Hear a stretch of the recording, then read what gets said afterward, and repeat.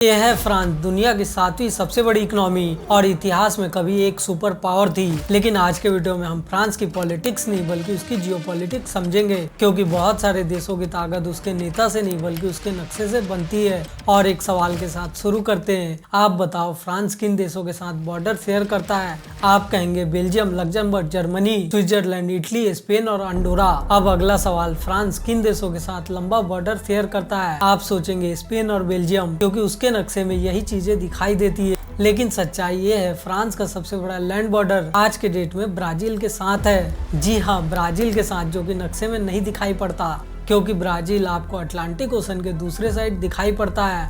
आप बोलोगे आखिर ऐसा कैसे होगा? तो चलिए नक्शा खोल के समझते हैं। जो मैप आप फ्रांस का देखते हो उसको कहते हैं मेट्रोलियन फ्रांस या फिर मेनलैंड फ्रांस। लेकिन असली फ्रांस इससे बहुत ही ज्यादा बड़ा आपको दिखाई पड़ेगा। फ्रांस के पास दुनिया के अलग अलग कोने में बहुत सारी टेरिटरीज है। साउथ अमेरिका के डेंसे जंगल वाला हिस्सा फ्रांस के अंदर आता है, और पैसिफिक ओशन में फ्रांस के बहुत सारे छोटे छोटे आइलैंड है। यहाँ तक कि इंडियन ओशन में बहुत सारे छोटे छोटे और स्ट्रेटेजिक आइलैंड फ्रांस के बने हुए हैं, और बहुत सारी टेरिटरी कनाडा के आसपास है।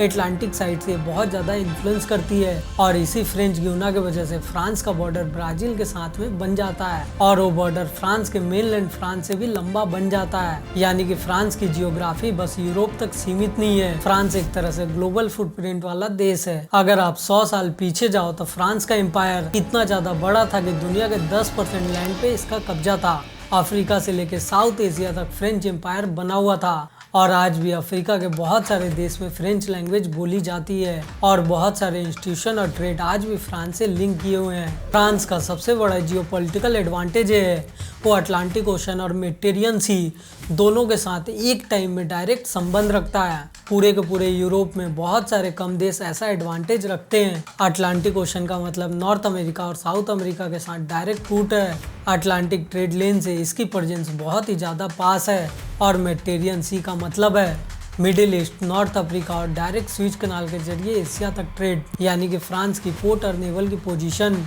उसको यूरोप में बहुत ही ज़्यादा ताकतवर बनाती है। और अगर आप फ्रांस के पास बहुत सारी कंट्री को देखो, जर्मनी, स्विट्जरलैंड, बेल्जियम, लग्जमबर्ग और इटली है, और ये कंट्री बहुत ही ज़्यादा हाई कैपिटा वाले रीजन है। अब आप सोचो, आपके कंट्री के पास बहुत सारा वेल्थ सर्कुलेट हो रहा है, तो ट्रेड, लॉजिस्टिक, इन्वेस्टमेंट मार्केट आपको डायरेक्ट फायदा होगा, और फ्रांस का लोकेशन उसकी इकोनॉमी को बहुत ज्यादा मल्टीप्लाई करता है। अब बात करते हैं फ्रांस की कोर जियोग्राफी की, जो कि इसे बहुत सारे सेंचुरी से सपोर्ट करता है। फ्रांस और स्पेन के बीच बहुत बड़ी पायरेनी माउंटेन रेंज है, और इतिहास से ये माउंटेन फ्रांस को बहुत ज्यादा सुरक्षित रखती है। जब 8वीं सदी में मुस्लिम आर्मी स्पेन तक पहुंच चुकी थी, तब जाके ये माउंटेन बहुत ही ज्यादा काम आया था, उसने उन्हें वहीं रोक दिया था। आप सोचो, ये माउंटेन उसे विदेशी आक्रमण से बचाता है, और ये तो बस एक छोटा सा फैक्टर है, लेकिन जियोग्राफी का रोल बहुत बड़ा है। साउथ ईस्ट में एल्पस इटली की तरफ एक बहुत बड़ी शील्ड है। फ्रांस और इटली के बॉर्डर पे बहुत बड़ा एल्पस है, पूरे यूरोप की सबसे ऊंची माउंटेन रेंज, जो की एक साइड है, और ये माउंटेन फ्रांस की ईस्टर्न और साउथर्न साइड को बहुत ही ज्यादा स्ट्रॉन्ग डिफेंस प्रदान करती है। और फ्रांस के लिए सबसे बड़ा है नॉर्थ फ्लैट साइड का कॉरिडोर। फ्रांस का नॉर्थ एरिया अगर आप इटली से कंपेयर करें तो पूरा फ्लैट है। इतिहास में मेजर एविएशन का सबसे बड़ा रूट यही था, इसीलिए 1870 में वर्ल्ड वार पीरियड के दौरान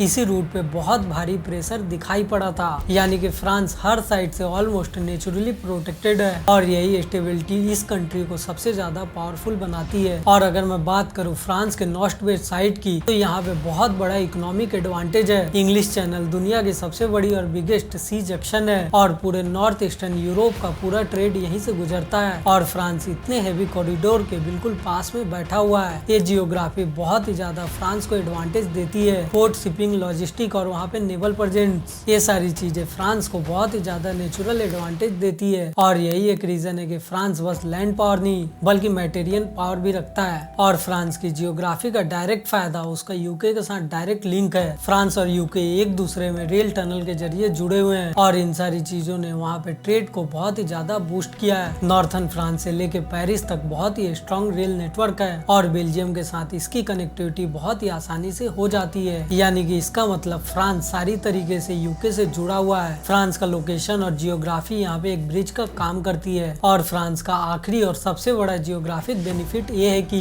वाटर सप्लाई स्टेबल और सिटी कनेक्टिविटी, फर्टाइल जमीन और एग्रीकल्चर लैंड का बहुत ही अच्छा नेटवर्क है। इसी फर्टाइल लैंड के कारण फ्रांस पूरे यूरोप में सबसे बड़ा एग्रीकल्चर एक्सपोर्टर है। और यहाँ पे बहुत सारी नदियां हैं और नदियों से यहाँ पे बहुत ज्यादा इलेक्ट्रिसिटी बनता है। यानी कि फ्रांस जियोग्राफी सिर्फ सिक्योरिटी नहीं देती, वो फूड सिक्योरिटी और इकोनॉमिक आउटपुट बहुत ज्यादा बढ़ा देती है। इंडियन ओशन पैसिफिक में फ्रांस के आइलैंड सिर्फ मैप में डेकोरेशन के लिए नहीं है, ये बहुत ही ज्यादा स्ट्रेटेजिक पोजीशन पे और ये फ्रांस के काम आते हैं। इनके जरिए फ्रांस शिपिंग रूट से बहुत ज्यादा प्रेजेंस बना पाता है। ट्रेड कंटेनर की सिक्योरिटी बहुत ही आसानी से फ्रांस मैनेज करता है। Middle east Indo Pacific region में जियोपॉलिटिकल डेवलपमेंट में फ्रांस इससे नजर रखता है। यही एक रीजन है कि फ्रांस यहाँ पे बहुत हेवी मिलिट्री प्रेजेंस रखता है। तो दोस्तों, फ्रांस की ताकत का सबसे बड़ा हिस्सा उसकी जियोग्राफी में छुपा है। 2 ओशन का एक्सेस, नेचुरल डिफेंस, दुनिया के सबसे बिजिएस्ट ट्रेड रूट पे इसकी लोकेशन है, स्ट्रॉन्ग रिवर का सिस्टम जो इसे बहुत ज्यादा इलेक्ट्रिसिटी देता है, और ओवरसीज टेरिटरीज के कारण इसे ग्लोबल रीच मिलती है।